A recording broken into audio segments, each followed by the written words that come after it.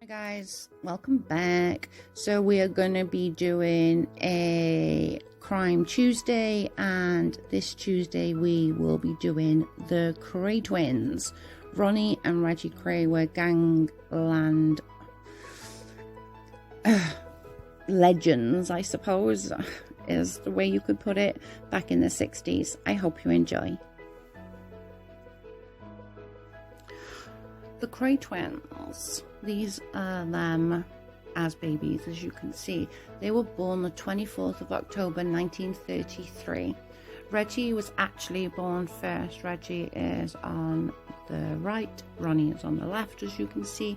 I think it was 10 minutes or so difference with them. Growing up, this is Reggie, this is Ronnie.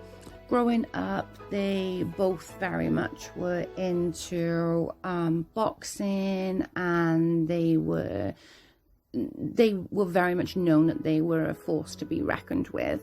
You know, they were very, very good in the boxing rink. They could have easily gone pro, very much so. They were very, very good, according to so many people. They were, they really could have gone places with their boxing. Problem is that Ronnie, he's on the right, he was one that didn't take kindly to rules, and as you'll see on most of where the Krays are concerned, it was very much Ronnie was the force, and obviously Reggie, being his twin, would follow suit. Although, now, if he was a child now, he would have been very much diagnosed with bipolar. I think they did diagnose him as a manic schizophrenic later on, which again is now sort of under that umbrella of bipolar. They tend not to put so much of a word on it, I suppose. Nowadays they tend to just do bipolar for the grander scheme of things. In March 1952, the boys was sent a letter for national service. Now, national service back then in the UK wasn't an optional thing. It was you go or you go to jail. There was no pass and go, collect £200. There was, if you got called, which to be fair, most, if not all, boys of that time got called for national service. It wasn't a case of, nah, I don't want to join the army. I'm good. I'm just okay.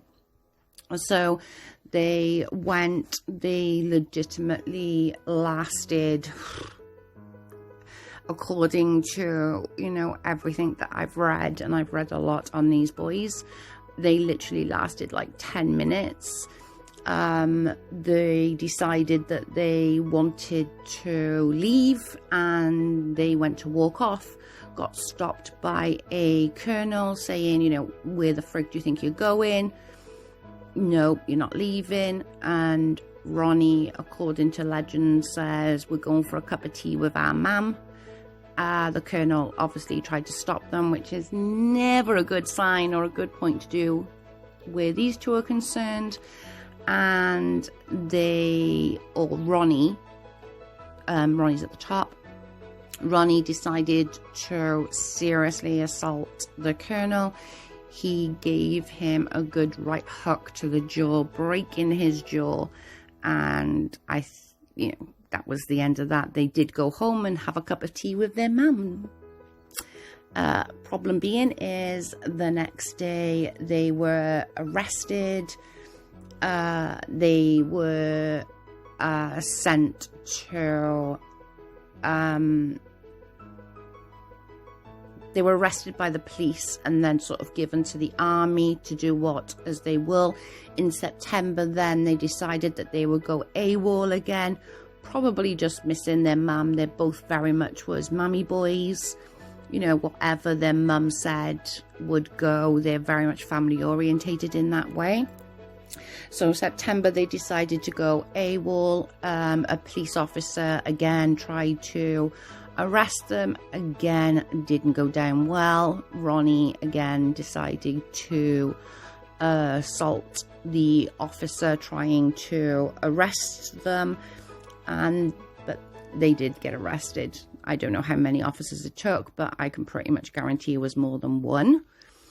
They were one of the last prisoners to be in the Tower of London as a prisoner, and then they were then moved off to, we call it shipped. If you get moved from one prison to another, we call it shipped here. So they were shipped off to another prison where they spent the rest of their time, and then furthermore got obviously dishonorably discharged, which made their behavior become somewhat more unpredictable, shall we say. So much more after that, that's where then they where the firm, quote unquote, started. The firm grew pretty quick. What happened was when they got out of jail after the National Service incident, my goodness, they basically bought a rundown snooker hall. I don't know what you guys would call that in the States, a snooker hall. But they brought a rundown snooker hall, which they basically used as their sort of home base. They were, racketeers. They would basically go to other places within the East End of London to say that they would give them protection for money. You know how it goes. And they were very good at it for all intents and purposes. So these are just some of the main players within the crew. So we got Ronnie, also known as the Colonel. He was known as this right up till the day he died. Reggie Kray, Ronnie's twin brother. Charlie was their older brother. He was 6 years older than the twins. Albert Donahue was Reggie's right-hand man. Ian Barry was Ronnie's right-hand man. John Dixon was Ronnie's driver. Ronnie Bender was Reggie's driver. Ronnie Hart was the twins' distant cousin. I believe it was like a third cousin removed. Pat Connolly, a well-built bodybuilder. Tommy Brown, also known as the Bear. Leslie Payne, the brains behind the firm. Billy Donovan, brother-in-law of Albert Donahue. Dickie Morgan, a childhood friend of the twins. Connie Whitehead, an occasional driver. Billy Exley, a former boxer. Ted Smith, one of Ronnie's lovers. Tony Lambarano, I'm going to say that so wrong. Another Bethnal Green criminal. Chris is Tony's older brother. Limehouse Willie, the occasional doorman for the Kentucky Club. Jack Mcvitie, the occasional hitman, later killed by Reggie Kray. I'll go into him later. He's called Jack the Hat. Mickey Fawcett, a trust outsider from Silvertown area. Frank Shear, occasional driver and brother of Francis Shear. Francis Shear was Reggie's first wife. Again, I'll go into that in a little while. Sammy Ladderman, former Jack Spot mobster. Nobby Clerk, an old friend of Charles Kray. Johnny Davis, a publican and close friend. Anthony Barry, the owner of the Regency Club. Lenny Hamilton, a jewelry thief burnt by Ronnie. Yeah, I'll tell you a bit about that later as well. An occasional driver, Billy Frost. Johnny Cowley, another businessman. Eric Mason, a long-time associate. So they are the quote-unquote main firm members. There were also a lot of other members that were part of the firm, but obviously, business was only conducted in front of a certain few. A lot of their business was run in Bethnal Green, where in their mummy's house. Back in the day, you had 2 living rooms. One is like a TV room, I would suppose you'd call it, and the other one was like a guest living room. You don't have them so much in the UK anymore because of space and properties and stuff. But back in the day, most had two living areas downstairs, and their office, and I'm saying that in a really, really broad sense of the word, was their main living room, and their mum would make them cups of tea and cake, and yeah, they're very much most mummy boys. Was given a 18-month stretch at Her Majesty's pleasure. I don't know whether you guys know what that means actually. He was sent to jail, okay, for 18 months. Whilst Ronnie was serving his time, Reggie bought the Emerald nightclub, which was a huge hit back in the day, you know. Celebrities went there. I will get more into that. But it seemed to me and to a lot of people, while Ronnie was doing a stretch, you know, Reggie was trying to do things a little bit more legit and not hurt people as Ronnie would. But then obviously an 18-month stretch here is, you're right, 10 months, 9 months, sometimes even earlier. And to be fair, they would have wanted to get rid of Ronnie out of the system real quick, because he would have just been an absolute nightmare to handle, and he was in later years, which is why he ended up in Broadmoor. But you know, a lot in this Emerald, you know, there was a lot of really high celebrities that would go there, and then obviously Ronnie got out and was very much part of it. As I said, the Emerald nightclub was, you know, a huge thing. They opened a few others as well, the Double R, you know, it was the place to be. This is Barbara Windsor. Barbara Windsor is one of the UK's, like, you know, queens. Like, I'm not even kidding, she's been in everything. If you sort of have a look, Carry On films, she was in the Carry On film. She's been in EastEnders, which is like a soap opera here that's been going forever. She was one of, you know, the queens. Everyone knew who Barbara Windsor was. You didn't even have to look twice. She was a very much a big celebrity. Frank Sinatra was another one that went to the clubs. Julie Garland, you know, it was a huge thing. But a lot of people back then didn't know, you know, they literally thought that the Kray Twins were just, you know, yeah, average businessmen. It wasn't that they were criminals. They were just doing their best. Do you know what I mean? It was very much that kind of, you know, they were just your average Joe, come from nothing, rag to riches kind of thing. But it was very much a huge thing back in the day. Another one of the celebrity people that were also associated with the Krays is Lord Boothby. This is Ronnie and Lord Boothby.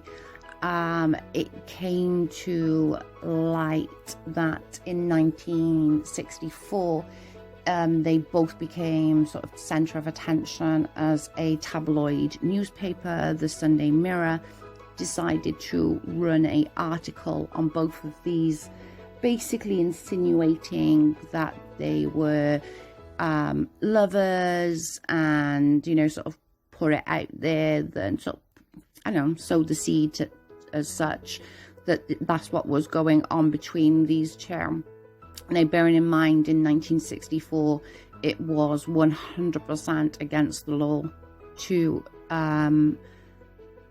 have any sort of gay interactive sex. It was, you know, you could be sent to jail. It was a huge thing. Obviously, they both took different actions upon this. Ronnie, being Ronnie, got a few of the firm members to find this reporter, give him a little bit of a slap, and, you know, tell him that there'll be worse consequences if, you know, the shit doesn't stop. Lord Boothby, on the other hand, decided to sue the newspaper and won. He had a public apology and was paid £40,000. Now, bearing in mind, in 1964, £40,000 was an extreme amount of money. You know, it was just ridiculous amounts of money. It equates to today in around the 340k in pounds and about $461,000.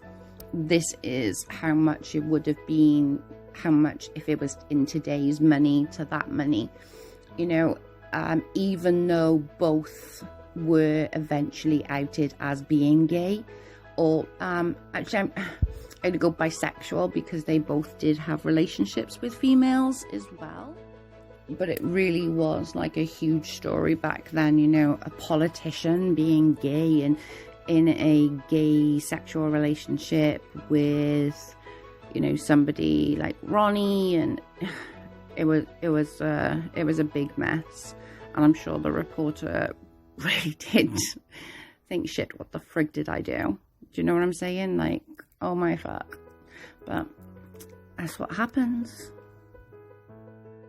In 1965, Reggie married Frances. Frances was a patron of the clubs. Reggie fell head over heels. You know, look, she's absolutely bloody stunning. The problem with that is, you know, I don't think she quite understood what came with it. You know, they were very much like a match made in heaven for these two. They eventually got married. You know, such stunning. The problem with this is that she really wasn't part of or understood part of the gangland ways, I suppose you can say. You know, she didn't understand. I don't think she fully grasped what that would entail, and unfortunately she really it took a lot for her, and it took a lot on her heart, and she struggled a lot during this time with depression and sort of trying to spend time with her husband without Ronnie, as Ronnie was very needy. He needed his twin there at all given times. Unfortunately, in 1967, 7th of June, aged just 23, she took her own life. I'm guessing, obviously nobody ever knows, but, you know, I'm guessing that lifestyle really wasn't for her, which is so sad, you know, 23 years of age. But this also took a huge impact on Reggie's mental health and how he then came across and how he treated people. He was a lot more like Ronnie after that, of how he behaved and stuff, and he even said later in life, in interviews, you know, the loss of Frances was the making of the monster, I suppose. And I get it, you know, when you're young, you fall in love, and if that person dies, there's that open wound that's never filled. Does that make sense? So I get it, but she's absolutely beautiful, and so sad that, you know, at 23, she just couldn't take it anymore and took her own life. In March 1966, there was a shootout. Now, there was another gang that was the west side of London. London's a big place, so you've got east, west, etc.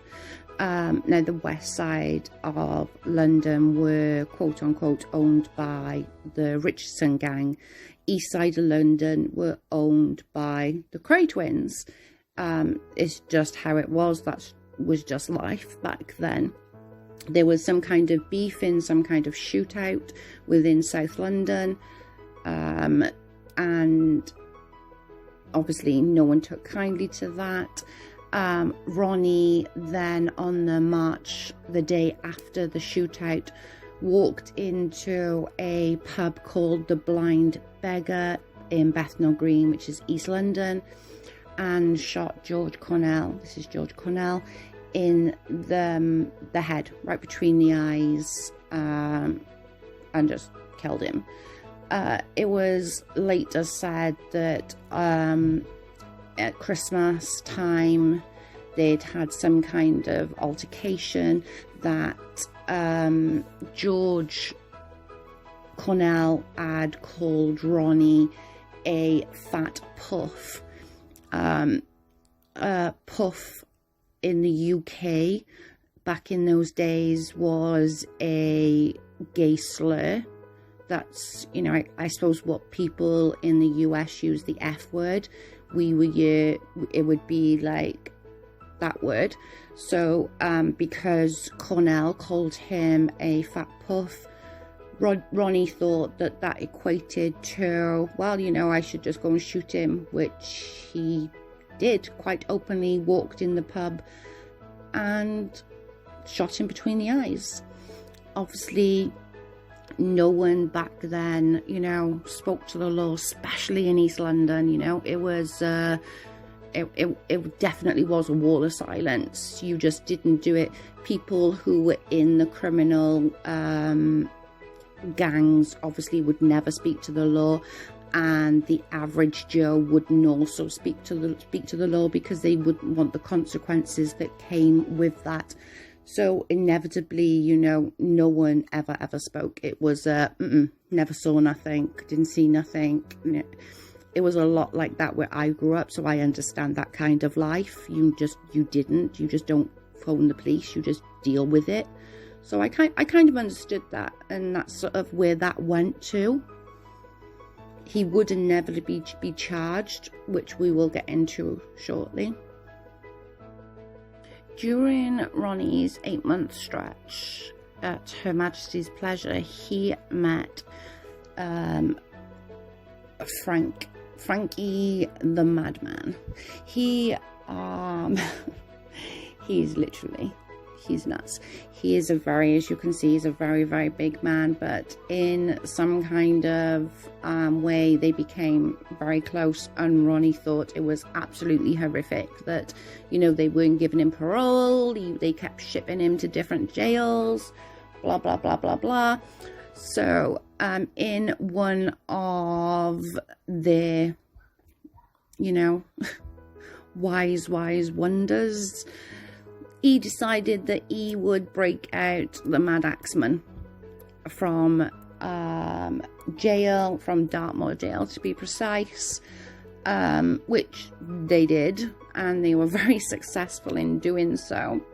Unfortunately, the Mad Axeman was named that for a very, very good reason. And, you know, the Krays weren't exactly the biggest of guys, and he was very hard to handle. He became an issue. He became a problem. You know, he was held in a little flat in London, had the women all he needed, everything that he ever needed.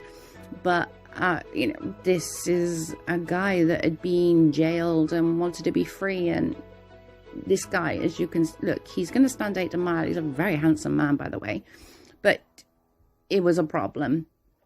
So from the 12th to the 24th, you know, was a real issue.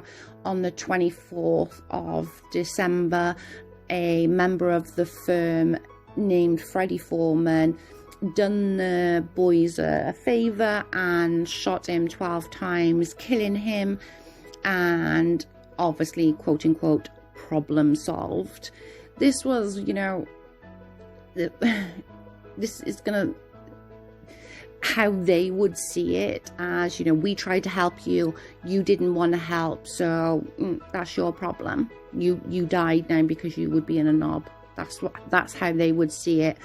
And, you know, Freddie Foreman later admitted to the murder in a autobiography that he wrote when he was out of jail. I believe he got 15 years, Freddie Foreman. Again, we'll go on to that in a minute. But yeah, he was shot 12 times, left for dead, and problem solved. The Mad Axeman, Frankie Mitchell, was no more. October 1967, Jack the Hat, aka Jack Mcvitie, who was actually a member of the firm, was murdered by Reggie, sort of encouraged by Ronnie, if you like. Jack the Hat was called Jack the Hat because, one, he mostly always wore hats because of his balding head. He was encouraged to go to 97 Everingham Road in London, saying there was a party, you know, you're needed, like, let's go. Jack the Hat had very much of a pill problem. He was a bit of a loose cannon. He was, yeah. Now, again, whether you want to, whose story you want to believe behind the whys of why Jack the Hat was murdered, again, it depends on who you want to believe. According to sort of tittle-tattle amongst other criminals around the East End of London around that time, the twins' aunt sort of put it in their heads that somebody should deal with him because apparently he'd kicked his wife out of a moving car and paralyzed her, you know, and the aunt was saying, you know, you'd think if someone should deal with that, then if you listen to other people, it was more money orientated. He owed the Krays money due to his drug issues. Again, whichever one you want to believe. I kind of believe the auntie thing. It makes more sense to me. You know, the boys were very much, if I've said before that they were very, very family orientated. If their aunt had said, you know, somebody should be dealing with this guy, he would have been dealt with, and how they deal with things is obviously very different. So he was then and came into the house at Everingham Road where Ronnie killed him. Jack and Tony, I'm going to screw this name up, Lamborano, I'm saying it wrong, I know I am, and Ronnie Bender helped clear up the mess and dispose of the body. Now, bearing in mind, this was literally just months after the loss of his wife, of Reggie's wife, and I think Ronnie used that as a bit of a manipulation, knowing that maybe he had some pent-up aggression. Again, it's which side you believe, which stories, which tales you believe. I kind of believe that one, just purely as I've read a lot of books, and every one of them have said, you know, after Francis's death, Ronnie was way over the top. So I kind of believe that one. I also believe that, as you know, back in earlier, just last year, you know, this was just in 67 and 66, Ronnie did the Cornell. I think he wanted a bit of an even keel. He wanted his brother to do the same, as murder someone as he did, so they would both be, I don't know, twins. Do you know what I'm saying? It was just a weird thing all around, to be honest. Unbeknown to anybody, Nipper Reed, pictured here, is called Leonard Reed. He's a detective chief superintendent for the police around the East End of London. Unbeknown to anybody, he had been investigating the twins and the firm since sort of mid-64, which would have been around the time of the Boothby incident, which doesn't surprise me at all, but he did come up against the, you know, that wall of silence. Nobody's going to talk, nobody's going to say shit, nobody wants to go against the twins. It would have been really hard for him to get anybody to talk, in fear of the twins and the repercussions of what the twins would do, especially Ronnie, as he was so unpredictable. And they had had so many others that would do it to try and get into the crowd and get into the firm as well. I can imagine his work was really, really hard. March 8th, 1968, the Kray Twins and the firm were all arrested in hopes that if they were held on remand, that people would feel a little less ease to come forward. Now, remand here is, I suppose, what you guys, if there was a no bail hold, that kind of thing. You know, there's no getting out of jail. They're held on remand until the trial. On the most part, people aren't held on remand here unless it's quite bad. Most of the time they'll get, you know, they'll get a date for court and you get to court. There's no jail then prison here. It is just, you get arrested. They got 24 hours before otherwise they have to go to the judge and ask for an extension. So from time of arrest, they need to be charged or released within those 24 hours, or the judge, or you have to have a bloody good reason to go to the judge and ask for an extension.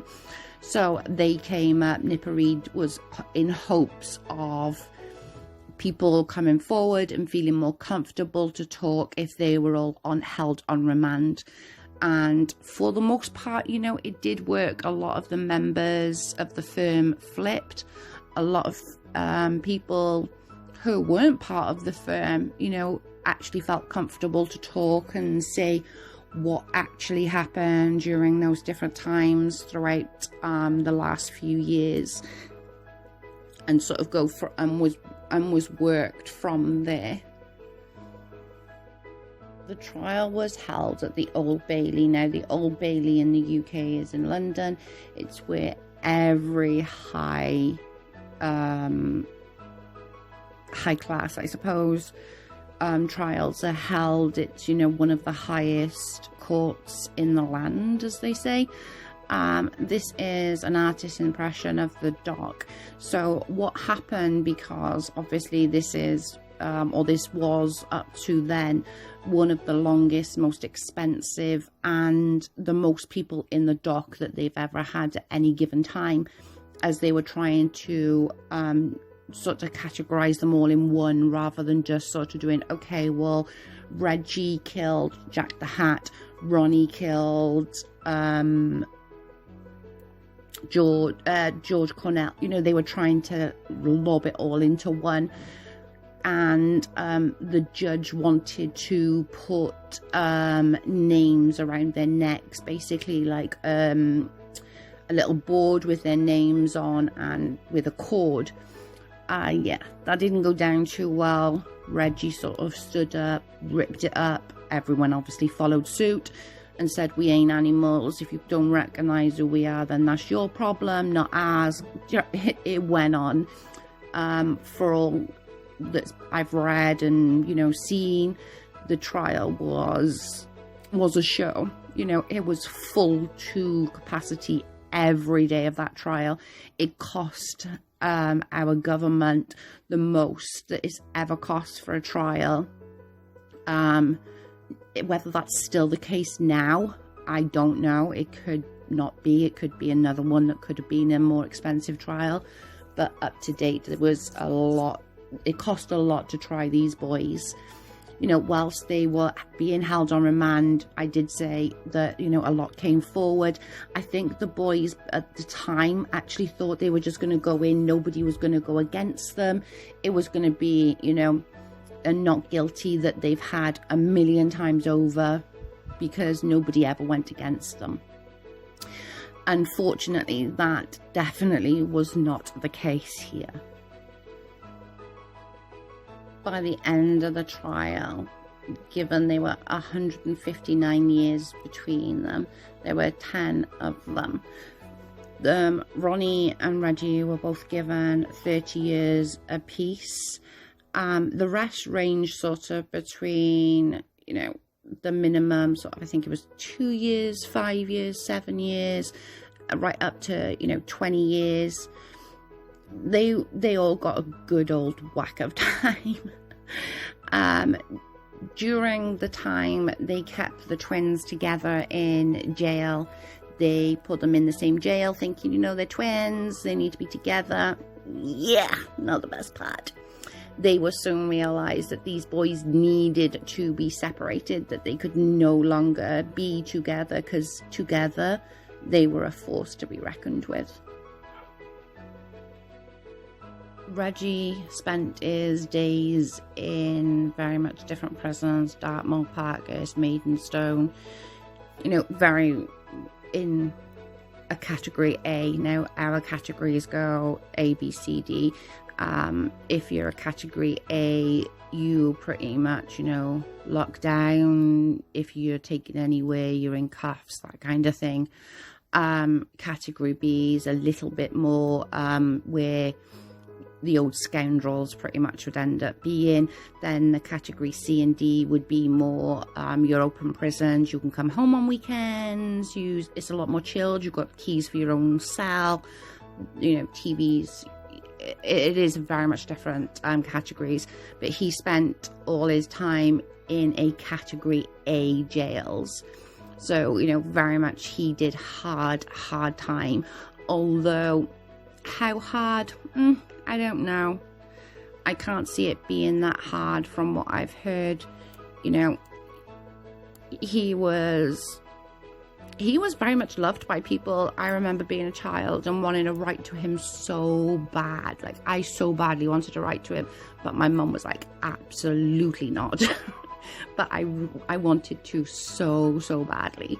But yeah, he ended up being released from jail in August 2000 due to health reasons, and died later that year in October due to the bladder cancer sort of taking over him. So he really did serve his whole time and some. There was a lot that will say, you know, he should have been out of jail a long time ago. I think it's more the celebrity status that they had as to why he wasn't released from jail, to be honest. I do think it was bad. He got 30 years. In anybody else, if they had got 30 years, they would have been out in 2022, 23-ish. On tag probably, but still out. You know, Reggie didn't get out until literally he was pretty much on his deathbed, which breaks my heart because, you know, I think he should have been allowed to serve his time and be released. On the other hand, he didn't do too well in normal prison without his brother or without anybody. You know, I don't think he had a hard time as such, but his mental health deteriorated really rapidly. He was then sent to Broadmoor, which is our mental hospital for the criminally insane, which he loved. He would happily admit it. He loved being there. It was his place. He was allowed to wear his suits. He would get the people from Savile Row, which is a London hotspot. You know, if you've got a suit from Savile Row, you are someone. It's that kind of place. He was allowed to, you know, wear his Rolexes, his Savile Row suits, his silk ties, silk socks. He was just living life. You know, he had boyfriends there. He was living his best life. He wanted Reggie to come and be there, but Reggie always went under the principle of, you know, if I join my brother, I'm not gonna ever get out, which was how it was for Ronnie. You know, Ronnie ended up dying in Broadmoor on the 17th of March in 1995 at the age of 61 from a heart attack. Again, should he have been released? You know, I'm gonna say no, purely because of his mental state. They never found the medicine that would control his anger and control him. Saying that, he did serve his time. So again, I'm sort of, I do believe, I'm a true believer. If you served your time, you know, you paid your price, you've paid the piper. But where Ronnie's concerned, I think that would have been pretty much a dangerous thing, letting him out into society as he was. Final thoughts on these boys? Reggie, I feel, should have been allowed out after he served his time. I really do. Like, he served it. He paid his fucking piper. Ronnie, I do understand a little bit why they never. But on the same token is, again, he paid his dues. Could he have been let out of Broadmoor, maybe into a lesser hospital? I don't know. I really don't. I'm not a medical professional when it comes to, you know, what he was diagnosed with.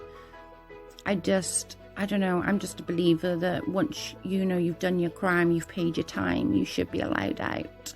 But I do also understand that I think it would have been extremely dangerous to let somebody like Ronnie out. Reggie, on the other hand, I don't think so. I don't. I think it was more with Reggie that he would make money and the government didn't want him to make the money. They wanted him to, I don't know. There's people that have been let out of jail for way less than what these boys done, although I do understand it. So thanks again for watching. I appreciate you all, and I hope you enjoyed the story of Ronnie and Reggie Kray. Bye guys.